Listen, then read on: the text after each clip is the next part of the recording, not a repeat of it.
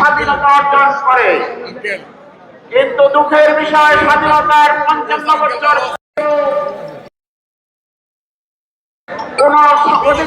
আমির doctor Shafiqur রহমানকে নিরাপত্তা দিতে প্রস্তুত রয়েছে র্যাপিড অ্যাকশন ব্যাটালিয়ন র্যাবের সদস্যরা। আমরা দেখতে পাচ্ছি র্যাবের সদস্যরা মঞ্চের পাশেই অবস্থান নিয়েছেন এবং জামাতে আমিরের নিরাপত্তায় তারা কাজ করছেন।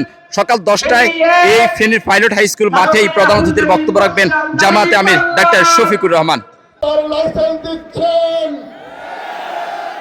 আমাদের পরিষ্কার বক্তব্য হচ্ছে ওই সন্ত্রাসী কার্যক্রম বন্ধ করতে হবে।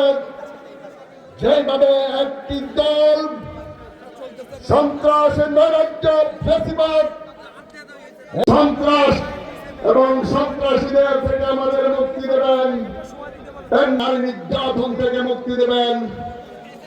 আমরা ওয়াদা দিচ্ছি আমরা এই ফেনী একের চাঁদাবাজি থেকে সন্ত্রাস থেকে ফেনী এক আসন তথা বাংলাদেশ প্রতিষ্ঠা করব, যেখানে কোন মানুষের উপর মানুষের শোষণ থাকে। আপনাদের বলতে চাই যে আমাদের নদীগুলো অব্যাহত আছে।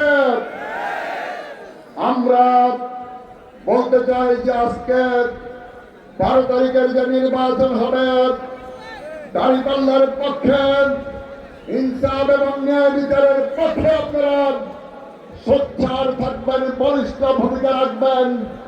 আমাদের ডাক্তার শফিকুর রহমান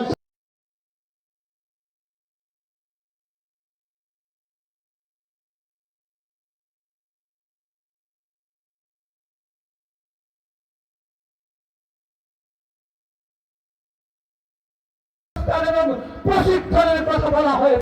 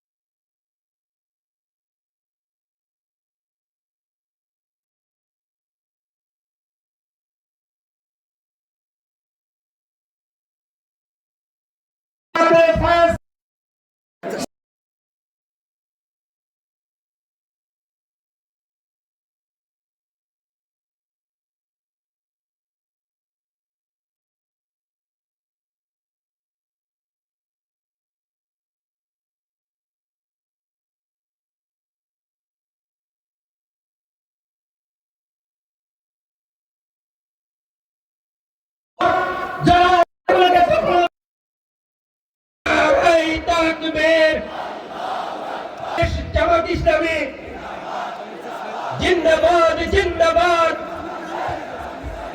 মাসুম ভাই আপনাকে লাল গোলাপ শুভেচ্ছা। ডাকসু বিপি আপনাকে লাল গোলাপ শুভেচ্ছা। ফেনীবাসীর পক্ষ থেকে লাল গোলাপ শুভেচ্ছা। সংগ্রামী সম্মানিত করছেন সংগ্রামী ফেনীবাসী। এ পর্যায়ে বক্তব্য রাখবেন বাংলাদেশ জামাত ইসলামী ফেনী জেলার সাবেক আমির জনাব এ.কে.এম. শামসুদ্দিন। এখন বক্তব্য রাখছেন আমাদের সাবেক জেলা আমির জনাব এ.কে.এম. শামসুদ্দিন। সামনে তাকান। বিসমিল্লাহির রহমানির রহিম। নাহমাদু ওয়া নুসাল্লি আলা রাসূলিল কারীম। আমি জামাতের আগমন শুভেচ্ছা ফেনীবাসীর পক্ষ থেকে লাল গোলাপ শুভেচ্ছা। লাল গোলাপ শুভেচ্ছা ফেনীবাসীর পক্ষ থেকে। আল্লাহর আইন চাই, সব লোকের শাসন চাই। নারায়ে তাকবীর।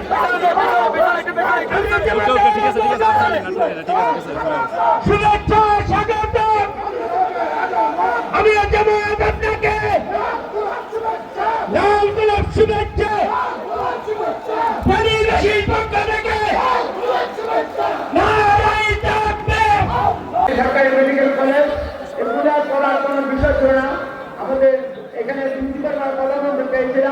দুর্ভাগ্যজনক হয়, তখন নেতৃত্বে ব্যর্থতার কারণে আমরা আমাদের সমস্যার সমাধান হয়নি। যারা আজকে আমার নতুন করে ওয়াদা দিচ্ছেন তারা পূরণ করবেন, তারা অভিযোগ ছিলেন পূরণ করেন নাই, জনগণ তাদের ভবিষ্যৎ করতে পারবেন।